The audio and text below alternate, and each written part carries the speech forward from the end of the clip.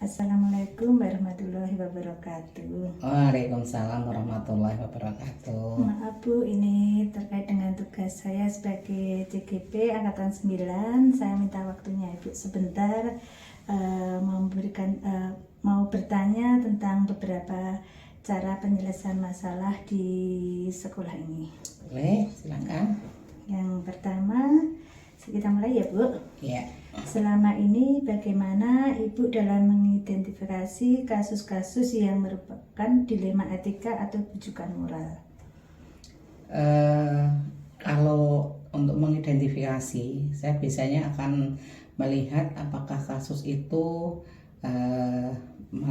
kebenaran melawan kebenaran ataukah kebenaran melawan suatu kesalahan. Kalau kebenaran melawan suatu kesalahan itu sudah pada ranah bujukan moral. Tapi kalau kebenaran melawan kebenaran, tadi kebenaran melawan kesalahan ya, itu sudah bujukan moral. Tapi kalau kebenaran melawan kebenaran itu etika moral.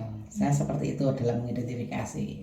Terima kasih. Untuk selanjutnya, selama ini bagaimana Ibu untuk menjalankan pengambilan keputusan di sekolah Ibu ini, terutama untuk kasus-kasus di mana ada dua kepentingan yang sama benar atau sama-sama mengandung nilai kebajikan?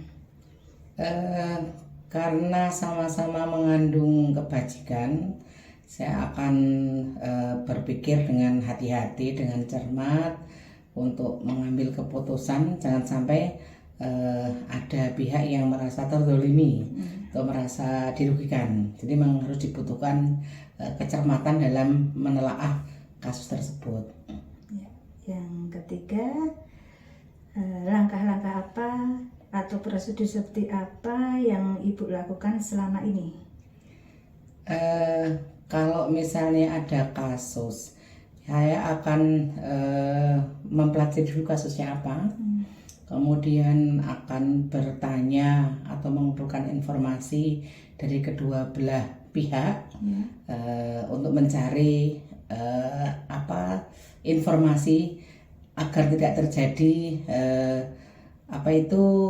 tadi yang terdolimi. Karena kalau hanya satu pihak yang saya dengarkan, nanti pihak yang tidak saya dengarkan tentu akan merasa terdolimi. Jadi saya akan berusaha mencari informasi melalui cross check dari kedua belah pihak untuk kemudian disimpulkan. Oke. Untuk itu, hal-hal apa saja yang selama ini Ibu anggap efektif dalam pengambilan masalah atau pengambilan keputusan dalam suatu masalah ini? Kalau yang saya rasa efektif itu ya pertama kita harus mencermati permasalahan itu dengan pikiran jernih. Kita tidak boleh terpengaruh pada salah satu sumber, harus benar-benar bersifat netral. Kita akan mencari informasi yang sebenarnya bagaimana dari kedua belah pihak. Kemudian kalau memungkinkan kita akan mencari pihak ketiga, berarti saksi ataupun pihak yang bisa memperjelas kasus yang sebenarnya. Terus hal-hal apa saja yang selama ini merupakan tantangan panjenengan dalam mengambil keputusan pada kasus-kasus di sekolah? Yang menjadi tantangan itu bukan biasanya sih, tapi misalnya ada kasus yang sama-sama mengandung kebenaran, tetapi saya sendiri kurang yakin apakah memang seperti itu kasusnya. Dan ketika saya tanya ke pihak yang lain, pihak ketiga begitu, ternyata tidak ada yang tahu persis. Mereka juga hanya mendengar dari seseorang yang katanya begitu. Nah, itu merupakan tantangan bagi saya untuk dapat mengambil keputusan secara tepat. Dalam arti tidak ada yang merasa dirugikan, tidak salah mengambil keputusan, sehingga benar-benar harus berpikir jernih, melihat sesuatu dengan jelas, tidak terpengaruh oleh salah satu informasi yang masuk. Itu merupakan tantangan bagi saya. Untuk selanjutnya, pertanyaan berikutnya, apakah yang Anda atau panjenengan miliki sebuah tatkala atau jadwal tertentu dalam sebuah penyelesaian masalah itu, terutama di masalah dilema etika? Apakah Ibu menyelesaikan di tempat atau memiliki sebuah jadwal untuk penyelesaiannya dalam bentuk prosedur seperti apa? Saya melihat kasusnya dulu. Kalau kasusnya itu hanya ringan dan bisa diselesaikan hari itu, saat itu saya bisa mungkin menyelesaikan, karena suatu kasus lebih cepat diselesaikan akan lebih baik. Tapi kalau ternyata kasusnya itu berat dan menyangkut banyak pihak, ya kita perlu diskusi dengan pihak tertentu yang menurut saya perlu dilibatkan. Misalnya kalau ada kasus antar guru, kemudian saya tidak mampu untuk menyelesaikan, tentu saya akan mengaturi komite untuk ikut memikirkan jalan keluarnya. Tapi kalau kasus itu ringan dan saya bisa menyelesaikan sendiri, ya secepatnya saya selesaikan. Untuk selanjutnya, adakah seseorang atau faktor-faktor yang selama ini mempermudah atau membantu Ibu dalam mengambil keputusan, terutama kasus dilema etika? Selama ini yang mempermudah penyelesaian kasus itu warga sekolah, karena dengan adanya kerjasama atau kolaborasi atau koordinasi yang baik antara saya selaku penanggung jawab di sekolah dengan warga sekolah, baik itu guru, karyawan ataupun orang tua wali murid, itu permasalahan apapun yang ada di sekolah itu insya Allah bisa terselesaikan dengan baik. Untuk yang terakhir, dari semua hal yang telah Ibu sampaikan tadi, pembelajaran apa yang dapat Ibu petik dari pengalaman Ibu dalam mengambil keputusan dilema etika?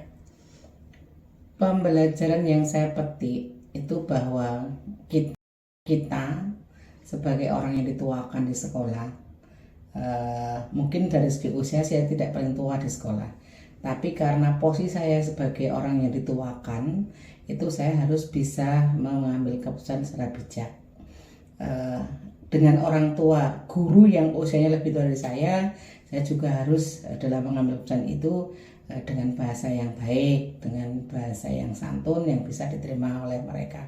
Jangan semata-mata, jangan hanya karena saya itu seorang pimpinan, kemudian saya tidak melihat usia dari guru saya, yang seharusnya saya memang harus tetap menghormati orang yang di atas usianya di atas saya, tapi karena dia anak buah saya dalam tanda petik, saya bisa berlaku seenaknya. Itu tidak, tetap saya menghargai kesenioran beliau, karena bagaimanapun kan saya itu dari segi jabatan penanggung jawab, tetapi dari segi tata krama, unggah-ungguh itu tetap orang yang lebih tua, lebih senior harus kita hargai. Itu apa ya yang selama ini saya lakukan seperti itu. Oke, terima kasih Bu untuk waktu dan kesempatannya dan atas jawaban dari panjenengan. Sangat bermanfaat sekali bagi saya pribadi dalam tugas saya sebagai JGP Angkatan 9 ini. Terima kasih. Assalamualaikum warahmatullahi wabarakatuh. Waalaikumsalam warahmatullahi wabarakatuh. Semoga sukses dan lancar semuanya.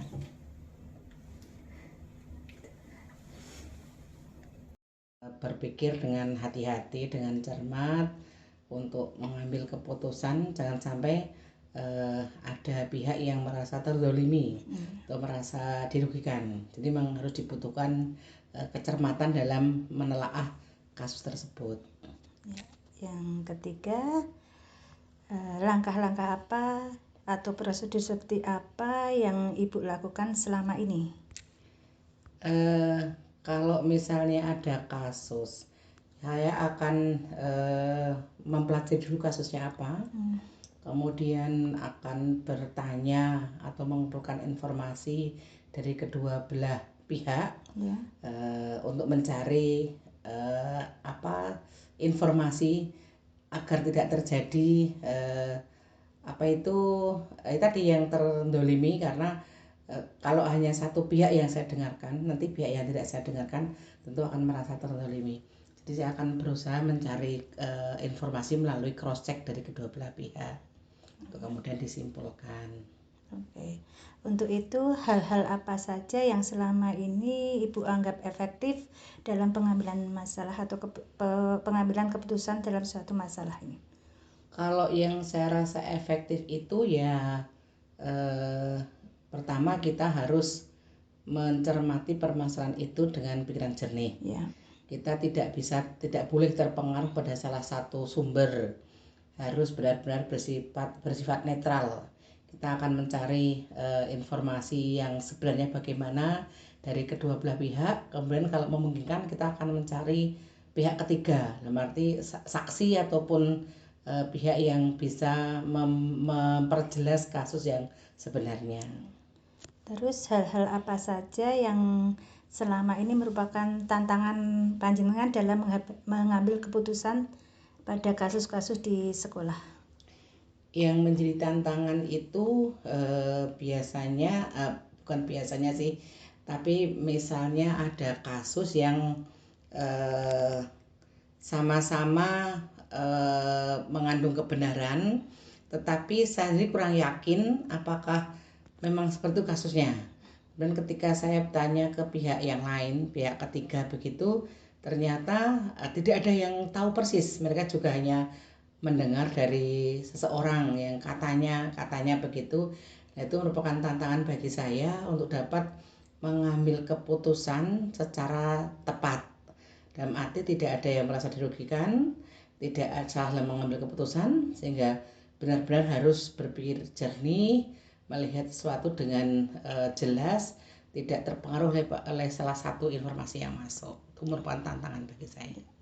Untuk selanjutnya, pertanyaan berikutnya, apakah yang Anda atau panjenengan miliki sebuah tatkala atau jadwal tertentu dalam sebuah penyelesaian masalah itu, terutama di masalah dilema etika? Apakah Ibu menyelesaikan di tempat atau memiliki sebuah jadwal untuk penyelesaiannya dalam bentuk prosedur seperti apa? Saya melihat kasusnya dulu. Kalau kasusnya itu hanya ringan dan bisa diselesaikan hari itu, saat itu saya bisa mungkin menyelesaikan, karena suatu kasus lebih cepat diselesaikan akan lebih baik. Tapi kalau ternyata kasusnya itu berat dan menyangkut banyak pihak, ya kita perlu diskusi dengan pihak tertentu yang menurut saya perlu dilibatkan. Misalnya kalau ada kasus antar guru, kemudian saya tidak mampu untuk menyelesaikan, tentu saya akan mengaturi komite untuk ikut memikirkan jalan keluarnya. Tapi kalau kasus itu ringan dan saya bisa menyelesaikan sendiri, ya secepatnya saya selesaikan. Untuk selanjutnya, adakah seseorang atau faktor-faktor yang selama ini mempermudah atau membantu Ibu dalam mengambil keputusan, terutama kasus dilema etika? Selama ini yang mempermudah penyelesaian kasus itu warga sekolah. Karena dengan adanya kerjasama atau kolaborasi atau koordinasi yang baik antara saya selaku penanggung jawab di sekolah dengan warga sekolah, baik itu guru, karyawan, ataupun orang tua wali murid, itu permasalahan apapun yang ada di sekolah itu insya Allah bisa terselesaikan dengan baik. Untuk yang terakhir, dari semua hal yang telah Ibu sampaikan tadi, pembelajaran apa yang dapat Ibu petik dari pengalaman Ibu dalam mengambil keputusan dilema etika? Pembelajaran yang saya petik itu bahwa kita sebagai orang yang dituakan di sekolah, mungkin dari segi usia saya tidak paling tua di sekolah, tapi karena posisi saya sebagai orang yang dituakan, itu saya harus bisa mengambil keputusan secara bijak.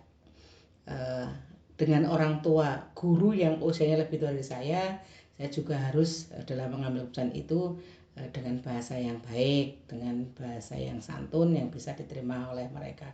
Jangan semata-mata, jangan hanya karena saya itu seorang pimpinan, kemudian saya tidak melihat usia dari guru saya, yang seharusnya saya memang harus tetap menghormati orang yang di atas usianya di atas saya, tapi karena dia anak buah saya dalam tanda petik, saya bisa berlaku seenaknya. Itu tidak, tetap saya menghargai kesenioran beliau, karena bagaimanapun kan saya itu dari segi jabatan penanggung jawab, tetapi dari segi tata krama unggah-ungguh itu tuh orang yang lebih tua, lebih seru harus kita hargai. Itu apa ya yang selama ini saya lakukan seperti itu.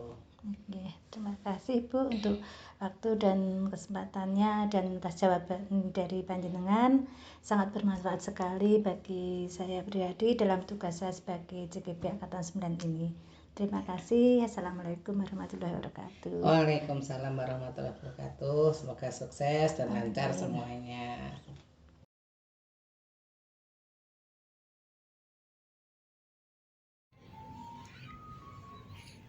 Selamat siang Bu Dila. Selamat siang, terima kasih. Maaf mengganggu waktunya sebentar.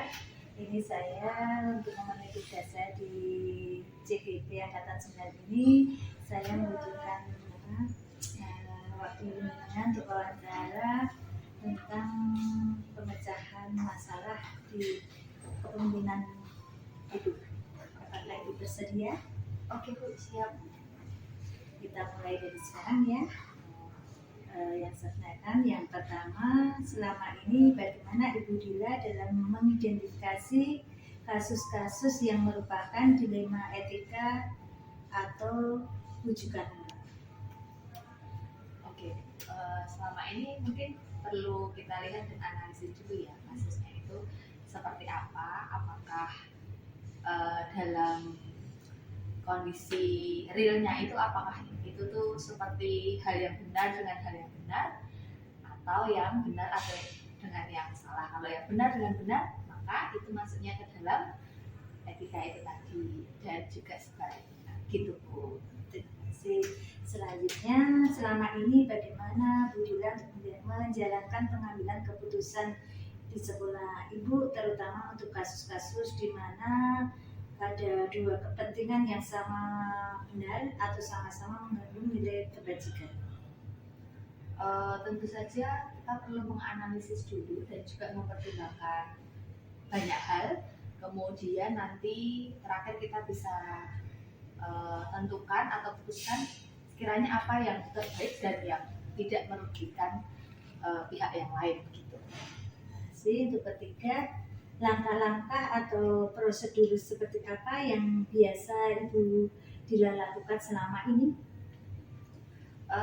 Mungkin bisa kita analisis itu tadi ya Bu ya, kemudian melihat kalau ada beberapa pertimbangan sekiranya mana yang itu tuh paling baik, kemudian juga bisa meminta pertimbangan dari teman-teman yang lain juga. Mungkin kalau di sekolah saya itu bisa dari teman-teman dari kesiswaan atau kurikulum gitu untuk bisa saling memberikan saran sekiranya apa yang terbaik yang bisa diputuskan gitu. Terus hal-hal apa saja yang selama ini Ibu Dila anggap itu efektif dalam pengambilan keputusan terutama pada kasus-kasus dilema etika? Tentu saja kita perlu adanya pendekatan secara personal terhadap orang yang mungkin bersangkutan ya secara langsung itu, kemudian juga dari situ kita bisa tahu bagaimana pandangan orang lain juga, kemudian baru kita bisa pikirkan keputusan apa yang terbaik yang kembali lagi tidak merugikan pihak yang lain. Terus apakah hal-hal yang selama ini membuat merupakan tantangan bagi Ibu Dila dalam pengambilan keputusan tersebut? Tantangannya ya mungkin ketika kita mengambil keputusan itu kan pasti ada pro dan kontra ya Bu ya. Tapi kembali lagi sekiranya mana yang itu tuh yang terbaik dan tentu saja perlu adanya mufakat atau kesepakatan. Apakah Bu Dila memiliki sebuah tata kala atau jadwal dalam sebuah penyelesaian kasus dilema itu? Apakah langsung menyelesaikan di tempat atau menunggu kita selesaikan beberapa waktu untuk penyelesaiannya, dan bentuk atau prosedur seperti apa yang Ibu Dila lakukan? Tentu setiap permasalahan perlu kita pikirkan dulu konsekuensi yang akan kita hadapi, lalu kita juga butuh waktu supaya keputusan apapun yang kita ambil itu tidak apa ya Bu, tidak tergesa-gesa gitu, tapi harus dipikirkan lebih matang supaya itu menjadi keputusan yang bijaksana juga untuk semuanya. Adakah orang atau seorang atau faktor-faktor yang selama ini mempermudah atau membantu Ibu Dila dalam pengambilan keputusan? Tentu saja karena adanya warga sekolah yang yang mendukung dan juga bisa dijadikan teman ketika kita membutuhkan pertimbangan. Nah, itu juga sangat membantu saya untuk mengambil keputusan. Oke. Nah, itu yang terakhir, dari semua hal yang telah Ibu sampaikan, pembelajaran apa yang dapat Ibu petik dari pengalaman Ibu selama mengambil keputusan, terutama pada masa dilema etika? Jadi dari proses itu ya Bu, saya terus kemudian belajar untuk lebih bijaksana dalam mengambil keputusan, kemudian juga belajar lagi untuk memahami orang lain, dan juga yang paling penting itu tidak egois, karena kita tidak mungkin pendapat kita pribadi yang kita nomor-satukan, tapi kita juga harus memikirkan orang lain. Terima kasih Ibu Dila, saya rasa cukup membantu tugas saya di CGP ini. Maaf ada salahnya dan matur nuwun. Oke.